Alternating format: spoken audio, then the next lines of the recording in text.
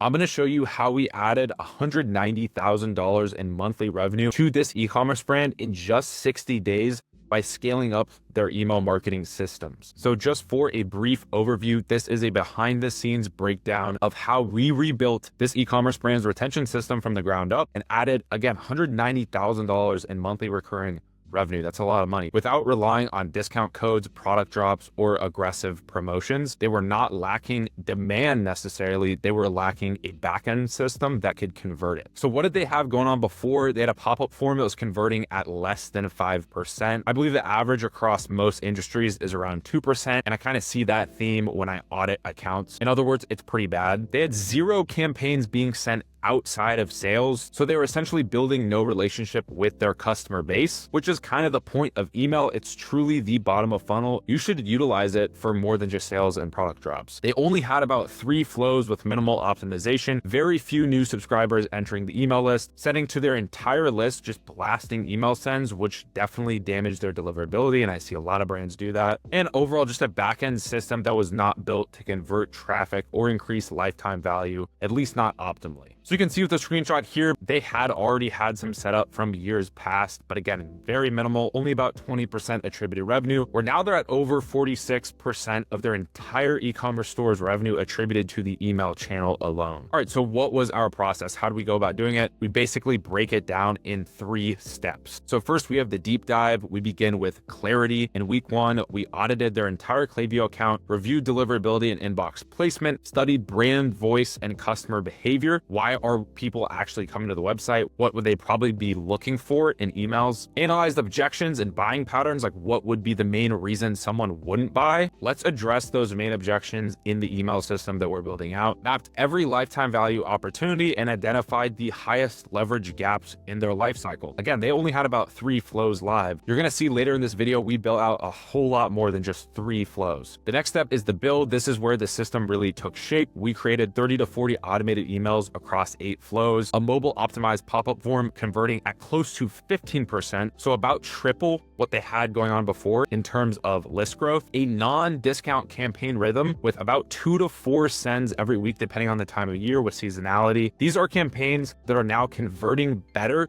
than their previous sales and product drop oriented campaigns, but we're not hurting their profit margin because they are non-discount oriented. And we're going to get into how we're doing that later in this video. A completely rebuilt segmentation framework, which is who we're sending the emails to, improving their deliverability and inbox placement. Founder-driven personal messages. They had 0 founder-driven messaging before in their emails, and expanded flows with narrative, education, and credibility. Part 3 here is what I like to call the magic. This is where things really start to come together over time and those compounding effects start to occur. So we monitored performance signals daily with A/B testing and split testing, tested pop-ups, subject lines, creative, and segmentation, refined flows based on real customer behavior, rebuilt sending reputation for consistent inbox placement.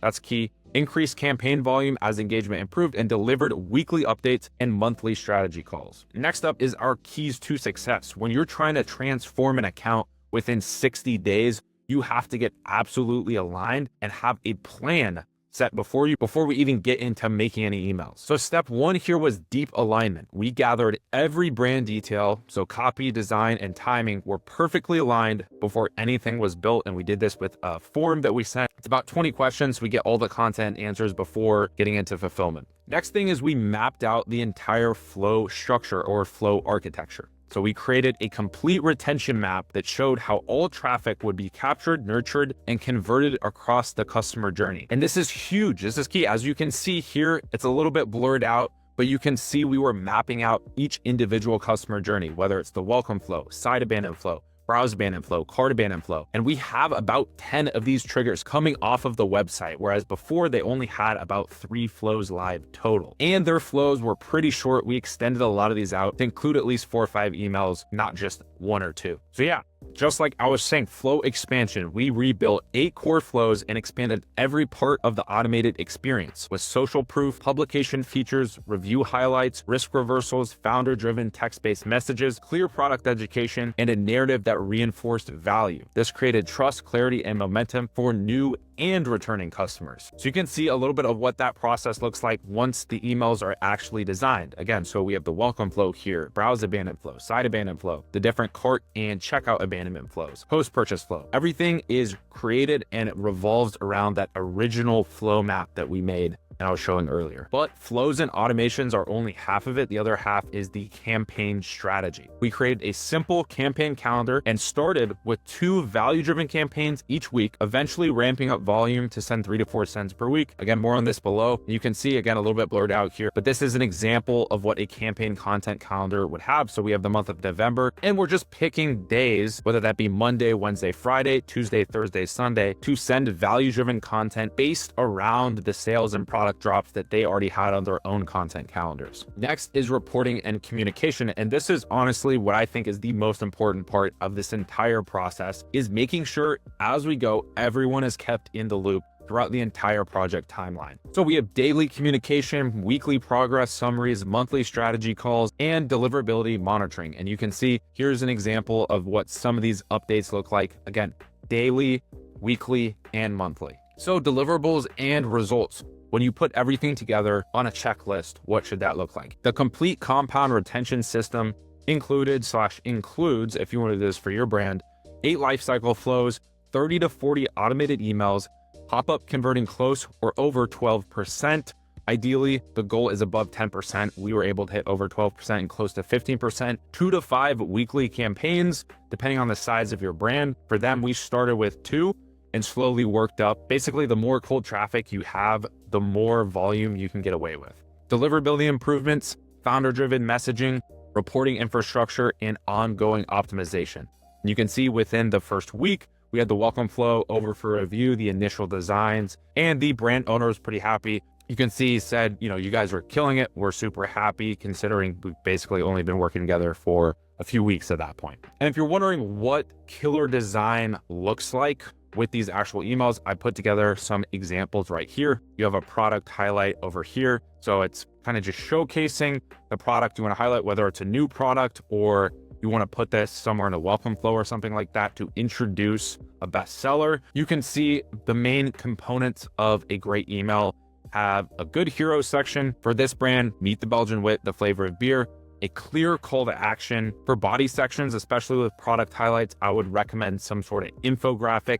So it breaks up the text and it's not just a massive wall of text. It's very intimidating and no one wants to read that, let's be honest. Kind of fun and witty copy is also a great way to spice up your emails. As you can see here, citrus, spice, and everything nice. Kind of rhymes, kind of fun. And then at the bottom, again, another infographic. Full flavor, no hangover. You can see the little icons showing the 4 main ingredients of beer, including this one. Another one is us versus them. We have an example from a children's pajama brand over here, but basically it's just how we compare to our competitors. So you can see here how this brand stacks up to other pajama brands. This one's owned and operated by fellow moms. That's cool. 95% ethically sourced bamboo. That's cool. Fits 3 times longer than traditional sleepers. That's cool. It's just very easy to read, again, utilizing infographics. Over here, we have true or false. I think this one's pretty fun. This is for a men's grooming company. True or false, what your beard actually needs. Blow dryers destroy beards. False, then explains why and associates that with one of their products.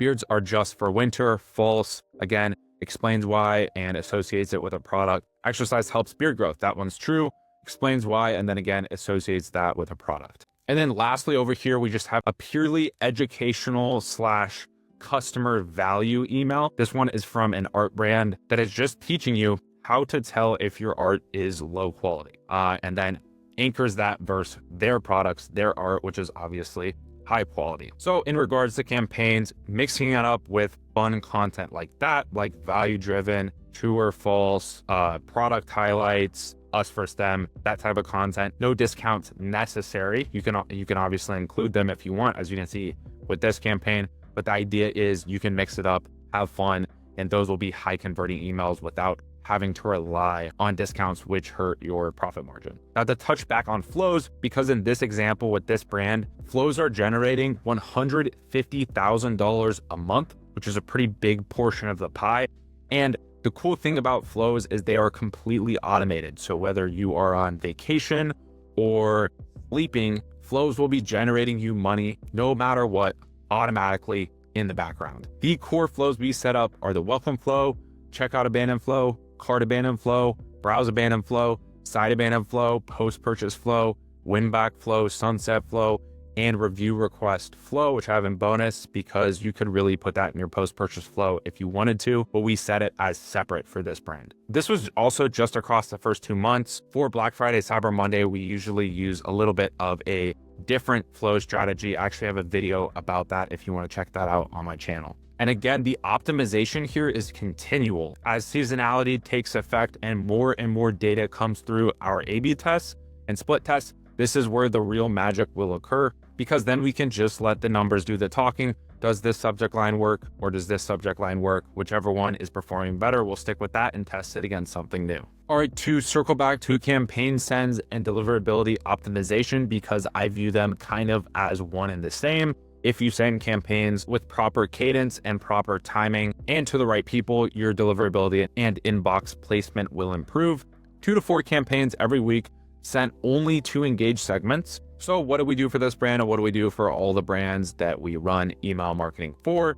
Basically 2 to 4 campaigns a week. You can kind of think about it as every other day, sent only to engaged segments. What is an engaged segment? An engaged segment is someone who has, well, engaged with email marketing or your brand in the past 30, 60, 90 days, whatever you set the window to. So clicked email, open email, abandoned checkout, been active on site, kind of throw those all together into an engaged segment or engaged profiles. Educational and story driven, right? Just like we went over with the design examples, that's what we're going for with a non-discount campaign strategy. And then having this built around their sales and product drops. So not just excluding when you want to blast the sale, still blast it, just don't have it as the core of your email marketing. Strong engagement of 55 to 65% plus opens, which is again possible with proper segmentation, which all comes together to equal consistent and expected revenue.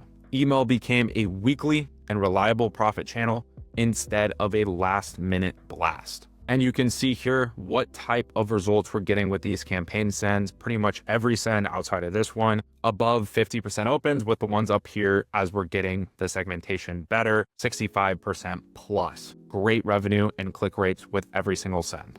All right, next up is the pop-up form transformation. And this is honestly consistently the most underappreciated part of the whole email backend system is your pop-up form, because it is truly step one to the whole flywheel. You need to get their email address somehow. So if this part is not optimized, it's obviously going to affect everything else. Because if you can double or triple the amount of people joining your list every single month, yeah, it's going to affect revenue. So before, they had less than 5% opt-in rate, about 2,700 new subscribers being added a month. Now / after, over a 12% opt-in rate, 16,000 plus new subscribers added every single month, with a 20% conversion rate, which is people who buy within a 1-day window. You can see here, 12.4% over the past 30 days, 20% conversion rate. And here is Klaviyo's dashboard.